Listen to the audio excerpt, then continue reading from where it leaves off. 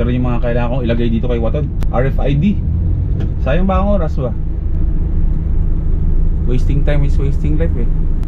Ganun no, kapag ang dami mo ng responsibilidad sa buhay, parang kulang na yung maghapon para sa lahat-lahat. Gusto ko tuloy ulit maging bata, no? Maging bata lang, pero ano kaya no? Meron ganun no? Binigyan ka talaga ng pagkakataon yung wish mo na bumata ka ulit. Pero yung isipan mo matanda na.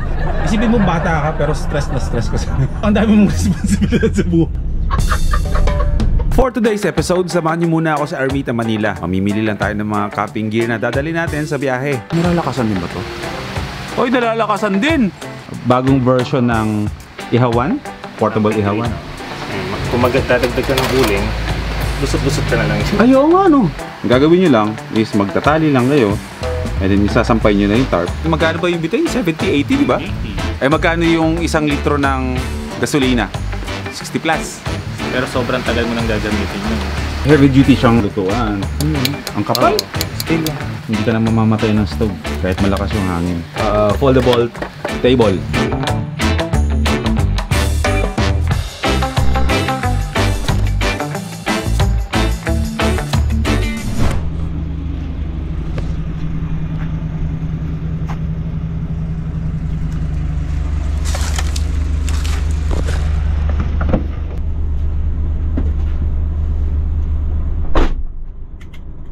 Masama loob ko guys. Masama loob ko. Sinabihan ako kung hindi daw ako successful sa buhay. Hindi ko na kaya mag-pretend na mahirap lang ako.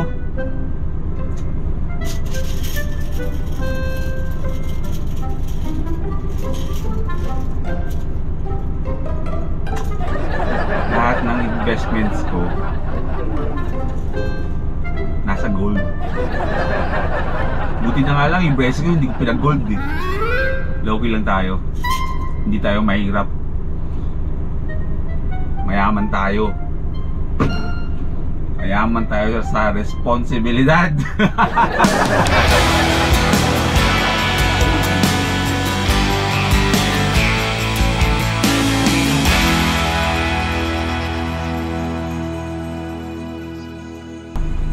Nakikita nyo ba yung every wagon na yan sa loob? May every wagon dyan na nanggaling kay Dodong Laagan. Ganyan tayo kalupit na endorser. Ultimong kapitbahay ko na hindi ko alam na nanonood sa akin, eh meron ng every wagon kakanood sa atin at umorder sila kay Surplus TV. So, alam na. Komisyon! Okay, welcome back to another episode. Welcome back to another van life story. Hanggat maaari, gagawin ko yung lahat-lahat nang hindi kayo makakita ng stressful na mga eksena dito sa ating pagbavan. Good vibes tayo. Hindi ako nangangako na lahat good vibes ang mapapanood nyo dito, kasi pag umalis na ako at kapag dumating yung time na wag naman sana na magka-problema si Watod, hindi ko maipapromise na hindi ako masistress at hindi ko mapipigilang ipakita sa inyo ang mga totoong nangyayari. Pero gagawin ko ang lahat.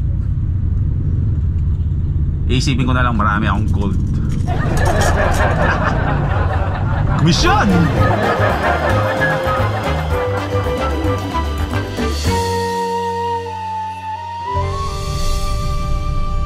Wednesday ngayon, tanghali. Bakit traffic dito sa amin sa Malolos? Meron ba kayo nakikita ko rin na nagdudulot ng pagkalito sa inyo palagi? Kung bakit Suzuki every wagon ito, pero bakit emblem ng Mazda ang nakalagay dito? So kung iisipin ng iba, chap-chap nga naman yung surplus na van. So siguro yung manibela ay nanggaling sa Mazda na sasakyan, nilipat, o siguro na pagtripan ng bumuo na ay walang emblem yung van na kay Boy first time. Ito emblem na lang ng Mazda, kinuha sa ibang sasakyan, dinikit dito. Hindi kayo nagkakamali, totoo yun. Sige, habang traffic, kikwentuhan ko muna tayo. Pero ngayong araw muna, para meron lang kayong brief context. Ay pupunta tayo ng Maynila Ermita, Manila, pupunta tayo ng Altitude Outdoor. Kung saan itong Altitude Outdoor na to is ito yung kilala ngayon sa yumuko pa.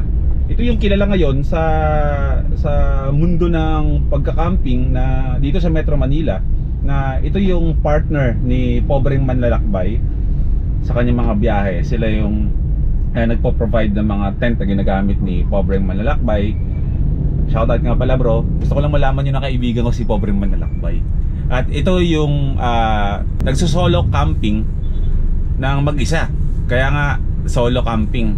Tapos hindi siya nagsasalita. Pero kapag nakikita ko naman siya sa personal, nagsasalita naman siya. Maayos naman siyang kausap. Yun nga lang, sa video hindi talaga siya nagsasalita. Pero kaibigan ko siya at kinakausap niya ako. In short, pupunta tayo ng Maynila ngayon. May mga kukunin tayong mga camping gear doon para karagdagan sa ating mga pangangailangan dito sa loob ng van. Okay, meron akong kwento. Meron akong maikling kwento. Pakinggan nyo. Merong isang bansa na tinatawag ay Japan, na kung saan ang bansang ito ay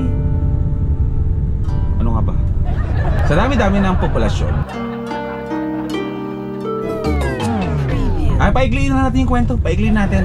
Mahilig sila sa mga micro na sasakyan. Ibig sabihin ng micro, maliliit, mini SD card, micro SD card. Ba't ba siya busina ng busina? So ganito, sa sobrang dami ng demand sa Japan ng Suzuki Every Wagon, ay nahihirapan na ang kumpanyang Suzuki gumawa ng mga unit para ibenta sa mga Hapon, katulad ko. Ang nangyari, dahil nga ang Japan ay isang maunlad na bansa, at doon sa Japan ay hindi ni issue ang kompetensya pagdating sa mga brands. Nag-uusap-usap ang mga presidente, ang mga may-ari ng mga Japan na brands, ng mga sasakyan, na what if mag-collaborate tayo ng mga Japanese brand, gumawa tayo, mag-mass production tayo ng minivan na ganito. Para saan yung collaboration?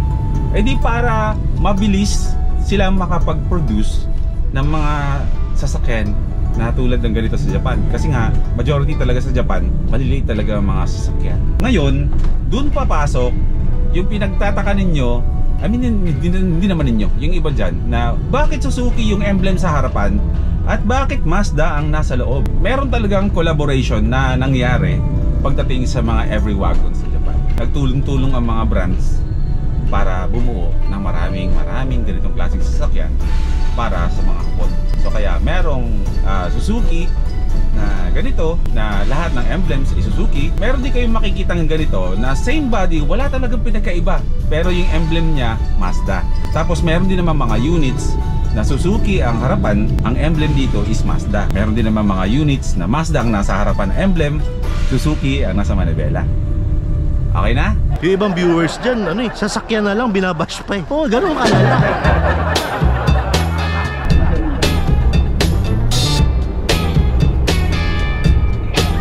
Ano pangalan mo bro?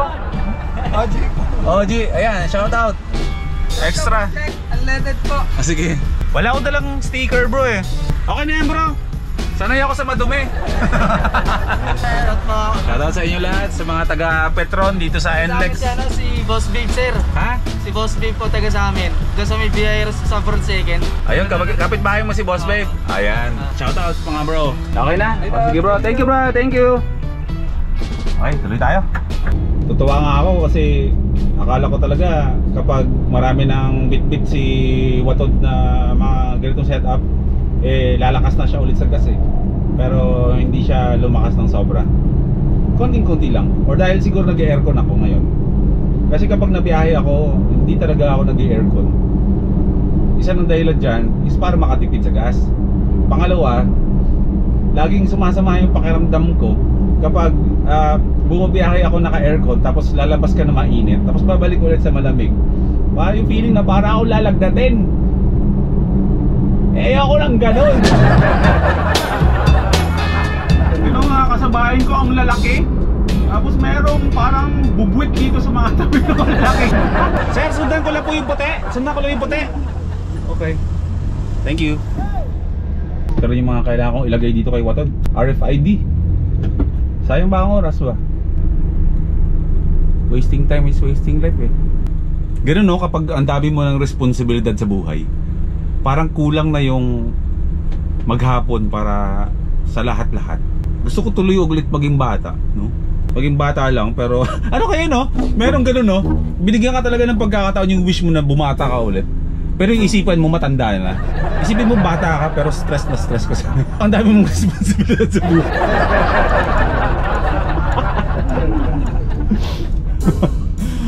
Di mo mga 10 years old ka, pero yung minimaintain mo na bill every month 81,000 gano'n. Hi bro. Ano pangalan mo bro? Mark Gomez. Try safe ha. Maynila na tayo. Madilim na naman ang kaulapan. Pasumobra ako ah. Hi sir. Dito muna lang parado sa tapat ng gate namin. Ah sige pa. Dami sasakyan dito sa Maynila. Buti lang may parking. Buti lang may parking. Kasi ang driveway namin. Driveway ah. At di ba dapat bukas? Dapat bukas, nagkamali ako. Ay gagawin ng camping? Camping din? Baka mag-iyaw lang sa tabi ng dagat. Yun! Honda CB400. CB400. Pero parang customized na siya no? Modified na. Modified na? Scrambler. Ganda ah. Pwede yan, okay lang. Pwede yan. Hindi, tanggalin ko na. Nakakaya din. Pinalaki tayo ng magulang natin na dapat pag pumapasok tayo sa ibang bahay, magtatanggal tayo ng tsinelas or sapatos.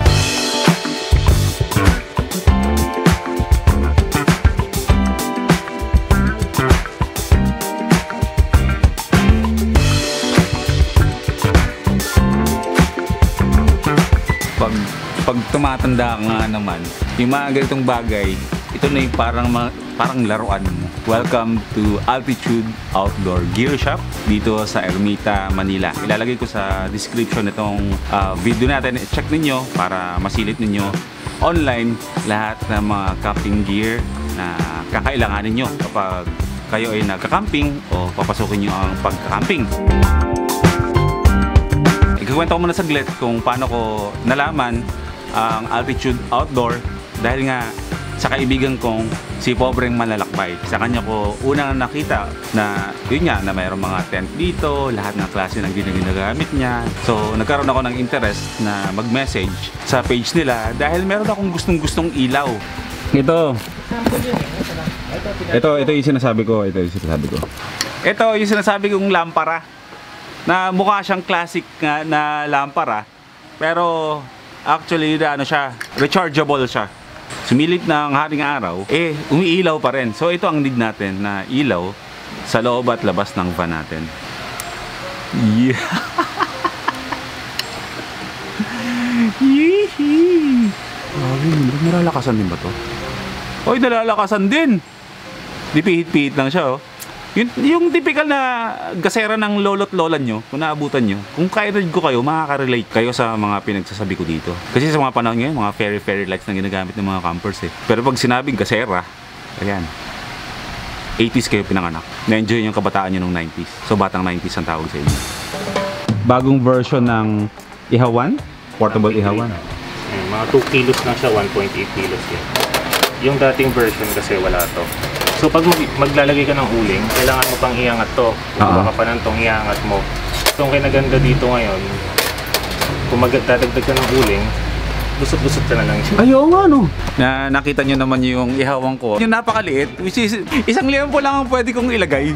Tapos napakadami mong liempong iihawin. Kaso pag kumain ako, hindi pang solo yung pagkain ko eh. Kaya kang umubos ng mga 3 o 4 na liempo eh. 4 na slice yun na mahaba. Oo. So alam na, liempo gaming tayo agad-agad niyan. So merong dalawang choices yung lampara. Itong black at saka itong medyo may pagka-fatigue. Ito yung ano natin. Yan naman po yung tarp. Kasi waterproof yung tent. Kaya lang, kumbaga kung umuulan magdamag, ang gagawin nyo, magtatago lang kayo sa loob ng tent. Yung mga kasama, hindi kayo makapag-social. Oo. So kaya nagsiset up ng tarp para meron kayong common area, kitchen, so kayo magluluto. Tapos kahit umuulan, magkakasama kayo. Kasi kung nangyari kung nasa tent ka lang, waterproof na yung tent mo, magkukulong lang kayo. Oo. sisigawan kayo, okay lang ba kayo dyan? Pinaganda nito, 19 lahat yan. 19 yung mga loopholes niya. So mapapatibay mo. Tapos ito, reflectorized na rin. Kasi madalas paggabi yung may mga napapatid. Para mapicture din nyo yung itsura nung tarp. Ayan. So kung meron dalawang puno sa spot na tutuluyan nyo, ang gagawin nyo lang is magtatali lang kayo. And then isasampay nyo na yung tarp. And then, yun lang. Pin nyo na. Talian nyo. Yun yung sinasabi ni Sir Jun na parang kahit na umuulan is meron tayong tambayan. Socials pa rin daw. Not social media. Pero kunwari, walang puno na pagtatalian, walang problema. Kasi meron din namang available na pole. So next naman sir, ito ang BRS 12A. Multi-fuel stove. Ano po yung pinagkaiba niya sa butane na mga lutuan? Ito, yung multi-fuel stove, pwede mo siyang gamitan ng unleaded, white gas, saka kerosene. Mas tipid kaysa bumibili ka lagi ng butane. Okay. Kasi yung butane, 80 pesos, isang lata. Ito, 80 pesos, 1 liter na unleaded. Baka ilang araw mo nang gagamitin. Magkano ba yung butane? 70, 80, di ba? 80. Ay magkano yung isang litro ng gasolina? 60 plus. Pero sobrang tagal mo nang gagamitin yun. Heavy duty siyang lutuan. Ang kapal. Still lang. Pareho to nung mga nagtitinda ng fishball. Yung ginaganang ganon. Ito yon. Pero yung ganon yata, hindi pwede yata gasolina dun, ano? Kerosene yata yun. Kerosene. Kunwari, napunta tayo sa isang probinsya o liblib na naubusan tayo ng butane, wala tayong mabibilhan, todas na, wala tayong panluto. Ito, sumipsip lang ngayon ng konti sa gasolina ng mga motor ninyo, makapagluto na kayo. Ano na pag nagiinim ka ng kanin, siyempre kailangan mahina yung apoy. Mahangin, di ba? Oo. May hilawan ka ng kanin, kaya maganda talaga may windscreen. Hindi ka na mamamatay ng stove kahit malakas yung hangin. Foldable table. Okay, lahat na nakikita nyo, yung mga pinagtabi-tabi niya ni Sir Jun, is yan yung mga idadagdag natin. Ay, gusto ko magpasalamat kay Sir Jun ng Altitude Outdoor Gear Shop na lahat ng nakikita nyo dyan is sponsored ako. Sir, maraming salamat. Ayun na, sinabi kong sponsored na to. Kasi yung iba kasi hindi ko sinasabi dahil talaga naman, yung mga ibang gamit ko naman talaga is ako naman talaga bumibili. So ngayon, sponsored ito at syempre, kasama na natin ang Altitude Outdoor Gear Shop sa ating paglalakbay. So lahat ng makikita nyo mga lutuan, lahat ng tent ko, at kung anong makikita dyan na binubuklat-buklat nyo, Altitude na yan. So lahat naman ng nakita nyo is available yan online. Bisitahin nyo lang ang page ng Altitude Outdoor Gear Shop sa Facebook. Message na kayo para sa mga inquiries. Lahat ng makikita nyo sa akin ay pwede nyo yung itanong through direct message. Tapos, umorder na rin kayo para pare-pareho tayo ng gamit.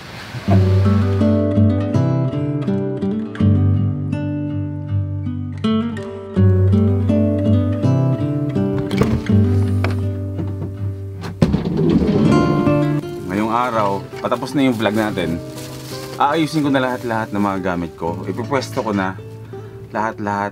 Meron akong kalahating araw para linisin, ilagay sa tamang pwesto lahat ng mga gamit na dadalhin ko. Hindi po pwedeng, ay meron ako nakalimutan. Kasi sasakyan na itong dala natin. Dapat dala-dala ko na lahat kahit yung mga bagay na alam ko na hindi ko naman siya madalas magamit. Paano pag nagkaroon ng pagkakataon na kailangan ko yung bagay na yun at hindi ko dala, di ba? So lahat ikakarga ko dito, yung mga dating kong gamit at plus itong mga camping gear na sponsor sa atin ng Altitude Outdoor Gear Shop. I-charge ko na rin yung mga power stations ko. So, dito ko na tatapusin yung vlog ko. Sana nag-enjoy kayo. Isa na namang katuwaan lang na video na kahit ako natatawa ako sa sarili ko no? Natutuwa kasi ako kasi alam niyo kung bakit.